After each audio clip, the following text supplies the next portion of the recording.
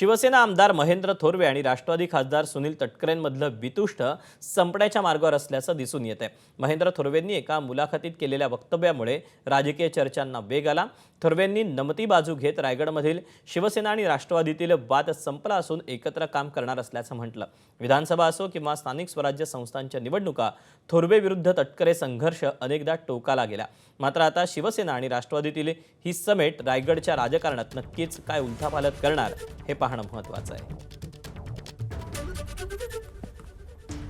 आमचा सुद्धा जिल्ह्यामध्ये आता जे काही कटुता त्यामध्ये आमच्यात होती राष्ट्रवादी आमच्यामध्ये ती सुद्धा आता कमी होत चाललेली आहे। पुढील काळामध्ये लवकरात लवकर रायगडचा हा असणारा पालकमंत्रीचा तिढा सुद्धा संपवून एक रायगडला विकासात्मक दृष्टिकोन ठेवून रायगडचा विकास जोमाने कसा होईल हा पुढील काळामध्ये आम्ही तिन्ही भारतीय जनता पार्टी असेल, शिवसेना असेल आणि राष्ट्रवादी असेल, जसं जिल्हा परिषदला एकत्र त्या पद्धतीने आलेलो आहोत अशाच पद्धतीने आता आमच्यातली असणारी कटुता बाजूला ठेवून विकासात्मक दृष्टिकोन ठेवून रायगडचा विकास करण्यासाठी तटकरे परिवार असेल, राष्ट्रवादी असेल, शिवसेना असेल आणि भारतीय जनता पार्टी एकत्रपणे त्या ठिकाणी काम करणार आहे। एबीपी माझा, उघडा डोळे बघा नीट।